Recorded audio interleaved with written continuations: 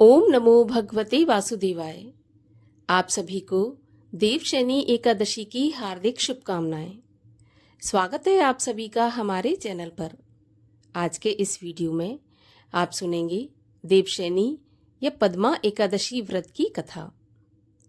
पद्मा एकादशी का व्रत करने से मनुष्य सभी पापों से छूट जाता है और अंत में विष्णु लोक की प्राप्ति करता है। अगर आप व्रत करते हैं तो बहुत अच्छा है।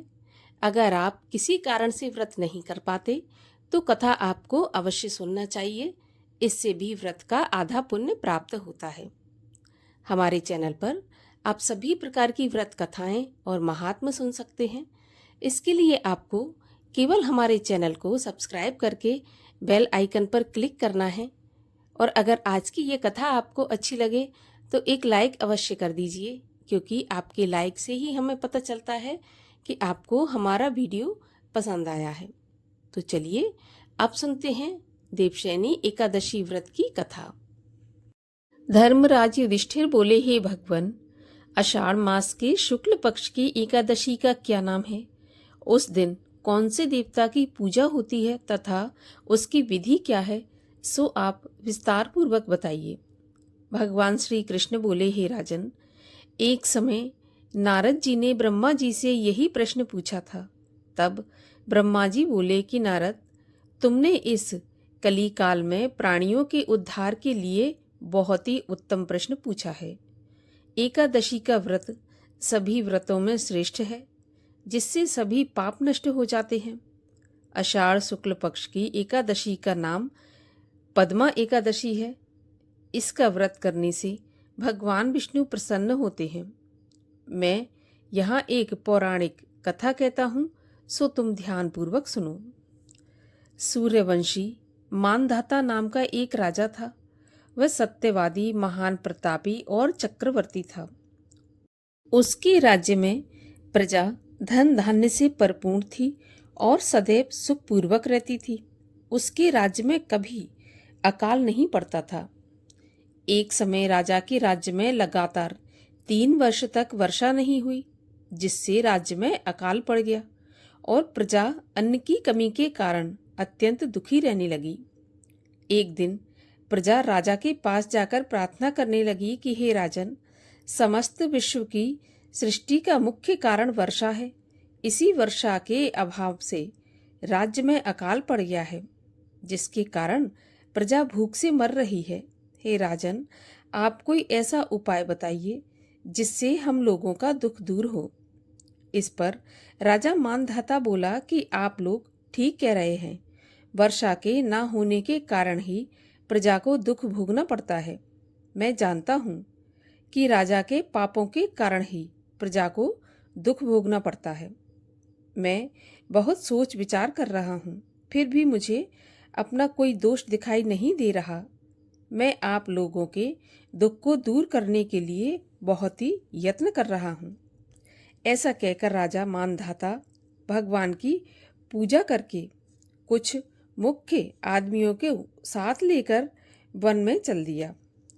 वहाँ वह अनेक ऋषियों के आश्रमों में घूमते घूमते अंत में ब्रह्मा के पुत्र अंगिरा ऋषि के आश्रम पर पहुंचा। उस स्थान पर राजा रथ से उतरा और आश्रम में आया। वहां पर मुनि अभी नित्य कर्म से निवृत्त हुए थे। राजा ने उनके सम्मुख प्रणाम किया और मुनि ने उनको आशीर्वाद दिया। फिर राजा से बोले, राजन, आप कुशल पूर्वक तो हैं तथा आपकी प्रजा भी कुशल पूर्वक होगी। आप इस स्थान पर कैसे आए हैं, सो कहिए। राजा बोला, हे महर्षि, मेरे राज्य में 3 वर्ष से वर्षा नहीं हो रही। इससे अकाल पड़ रहा है और प्रजा महान दुख भोग रही है। राजा के पापों के प्रभाव से प्रजा को कष्ट मिलता है, ऐसा शास्त्रों में लिखा है। मैं धर्म के अनुसार राज्य करता हूँ, फिर यह अकाल कैसे पड़ा, इसका मुझे अभी तक पता नहीं लग सका। मैं आपके पास इसी संदेह को दूर करने आया हूँ। आप मेरा संदेह दूर करके प्रजा के कष्ट को दूर करने के लिए कोई उपाय बताइए। इस पर वह ऋषि बोले, हे राजन, ये सतयुग सब युगों में श्रेष्ठ है। इसमें धर्म के चारों चरण सम्मिलित हैं, अर्थात इस युग में धर्म की सबसे अधिक उन्नति होती है। इस युग में ब्राह्मणों को ही तपस्या करने तथा वेद पढ़ने का अधिकार है, परंतु आपके राज्य में एक शूद्र भी तपस्या कर रहा है। इसी दोष के कारण आपके राज्य में वर्षा नहीं हो रही। यदि आप प्रजा का भला चाहते हैं तो उस शूद्र को मार डालिए। इस पर राजा बोले, हे मुनीश्वर, मैं उस निरपराध तपस्या करने वाले शूद्र को नहीं मार सकता। आप इस दोष से छुटकारा पाने का कोई अन्य उपाय बताइए। तब ऋषि बोले, हे राजन, यदि तुम ऐसा ही चाहते हो तो आषाढ़ मास के शुक्ल पक्ष की पद्मा नाम की एकादशी का विधि पूर्वक व्रत करो। इस व्रत के प्रभाव से तुम्हारे राज्य में वर्षा होगी और प्रजा सुख पाएगी, क्योंकि इस एकादशी का व्रत सभी सिद्धियों को देने वाला है और समस्त उपद्रवों को शांत करने वाला है। इस एकादशी का व्रत तुम अपनी समस्त प्रजा के सहित करो। मुनि के इन वचनों को सुनकर राजा अपने नगर को वापस आ गया और विधि पूर्वक पद्मा एकादशी अर्थात देवशयनी एकादशी का व्रत किया। उस व्रत के प्रभाव से राज्य में वर्षा हुई और मनुष्यों को सुख पहुंचा। इसीलिए देवशयनी एकादशी का व्रत सभी को करना चाहिए। इस एकादशी का व्रत इस लोक में भोग और परलोक में मुक्ति देने वाला है। इसकी कथा पढ़ने व सुनने से मनुष्य के सभी पाप नष्ट होते हैं। इस एकादशी को देवशयनी एकादशी कहते हैं और इस व्रत को करने से भगवान विष्णु प्रसन्न होते हैं। अतः मोक्ष की प्राप्ति हेतु भी मनुष्य को यह व्रत करना चाहिए। एकादशी माता की आरती। ओम जय एकादशी माता मैया, जय एकादशी माता। विष्णु पूजा व्रत को धारण कर शक्ति मुक्ति पाता। ओम जय एकादशी माता। तेरे नाम गिनाऊं देवी, भक्ति प्रदान करनी। गण गौरव की देनी माता, शास्त्रों में वर्णी। ओम जय एकादशी माता। मार्ग शीर्ष के कृष्ण पक्ष की उत्पन्ना विश्वतारिणी जन्मी। शुक्ल पक्ष में हुई मोक्षदा, मुक्तिदाता बन आई। ओम जय एकादशी माता। पौष के कृष्ण पक्ष की सफला नामक है। शुक्ल पक्ष में होए पुत्रदा, आनंद अधिक रहे। ओम जय एकादशी माता। नाम षट तिला माघ मास में कृष्ण पक्ष आवे। शुक्ल पक्ष में जया कहावे, विजय सदा पावे। ओम जय एकादशी माता। विजया फागुन कृष्ण पक्ष में शुक्ला आमल की। पाप मोचनी कृष्ण पक्ष में चैत्र महाबली की। ओम जय एकादशी माता। चैत्र शुक्ल में नाम कामदा, धन देने वाली।